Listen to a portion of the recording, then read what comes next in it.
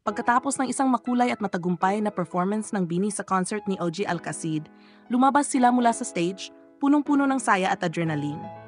Habang naglalakad sila sa backstage, ang bawat isa ay nagbabalik tanaw sa kung paano sila nag-shine sa harap ng maraming tao. Si Mika, na tila hindi pa rin makapaniwala sa nangyaring performance, ngumiti ng malapiti kay Aya. Ang saya, para tayong mga bituin na kumikinang. Sabi ni Mika habang humihingal pa sa excitement. O nga Mika, sagot ni Aya, ang mga mata nito ay kumikislap din sa kaligayahan. Iba yung energy, grabe. Habang tumatawa ang lahat at nagsasaya, sumunod na lumapit si Gwen at Sheena, ang mga hambebe na parang hindi pa rin makapaniwala sa lahat ng papuri.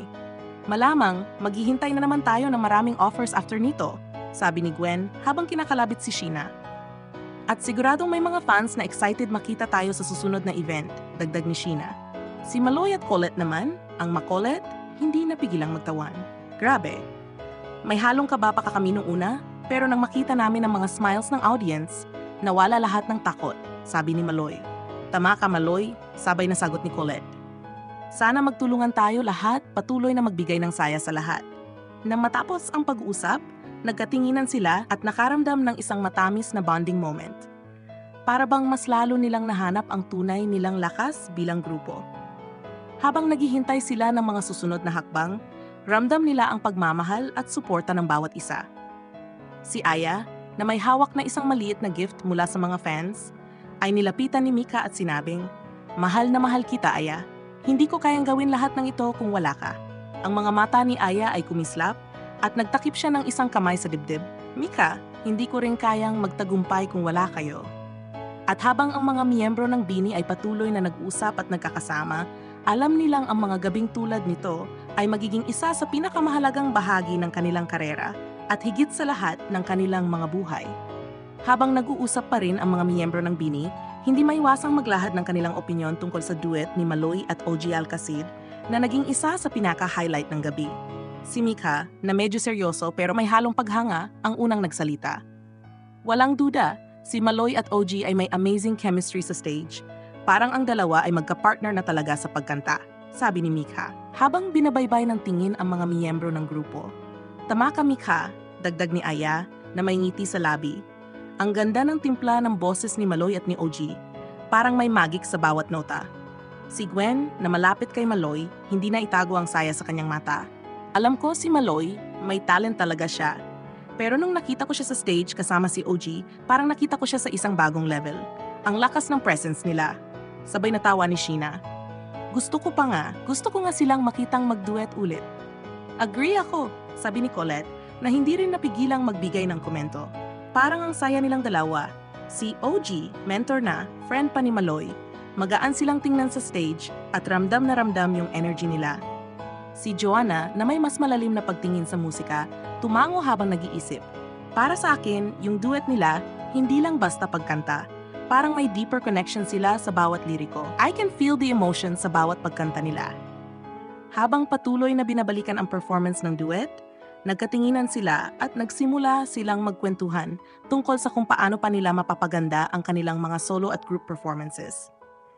Pero kahit sa kabila ng excitement ng bawat isa, pare-pareho silang humanga kay Maloy at OG at ramdam nila ang malaking impluensya ng duet na iyon sa kanilang personal at professional na journey.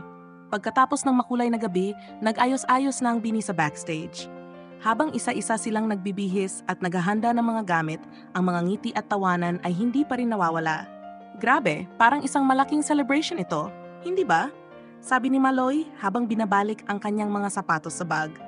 Wala akong masabi, ang saya ko. O, parang ang saya lang ng lahat, sagot ni Colette habang inayos ang buhok. Pero alam mo, I think we deserve a good rest after all this. Habang naglalakad sila patungo sa parking lot, bawat isa ay nagpaalam na magkakanya-kanyang daan. Si Mika at Aya, na magkasunod na naglakad, nagbigay ng isang malambing na ngiti sa isa't isa. Good night, mahal, sabi ni Mika kay Aya, ang mga mata nito puno ng saya at pagmahal. Tulog na tayo, makapagpahinga, may mga rehearsal pa tayo bukas.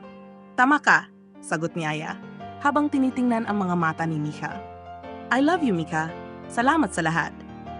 Si Gwen at Sheena naman, habang papasok sa sasakyan, nag-usap pa ng konti. Masaya akong nakasama ka dito, Sheena, sabi ni Gwen habang ini-ignite ang makina ng kotse. Sana lagi tayong ganito. Nakaka-boost ng confidence, di ba? Sana nga, sagot ni Sheena habang pinagmamasdan ng mga kalsadang madilim.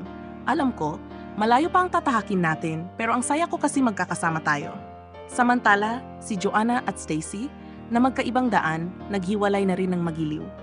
Good night, Jose, sabi ni Joanna habang tinitingnan ang kalangitan. Salamat sa gabing ito, marami tayong natutunan. Same here, mahal, sagot ni Stacy habang bumabaybay na sa madilim na kalsada. Take care, ha? Pag-uwi sa bahay, ang bawat isa ay umakyat sa kanilang kwarto, nagtanggal ng sapatos at nagpalit ng damit pambahay. Si Aya, na medyo pagod mula sa maghapon, humiga sa kanyang kama at ngumiti. Mikha, sana nariyan ka? Bulong niya sa sarili habang tinitingnan ang kanilang litrato sa phone. Mahal na mahal kita. Si Mika naman, sa kanyang kwarto, nakatingin sa kisame habang hawak ang phone na puno ng mga mensahe mula kay Aya. I love you too, mahal, sabi ni Mika bago niya ini-off ang ilaw at humiga. Si Maloy, nakaupo sa kanyang kama, nag-isip ng mga detalye ng duet nila ni OG. I think we did great, sabi niya sa sarili. Pero bukas, may mga bagay pa akong gustong matutunan. Pero masaya ako, proud ako sa lahat. At bago matulog, niyakap niya ang unan at nagpasalamat sa mga pagkakataong ito. Habang ang lahat ay tumutulog, ang bawat isa ay nag-isip ng mga susunod na hakbang sa kanilang journey. Ngunit ang gabing iyon ay punong-puno ng mga alaala ng tagumpay, saya at pagmamahal, mga alaala na magsisilbing lakas nila para sa mga darating pang araw.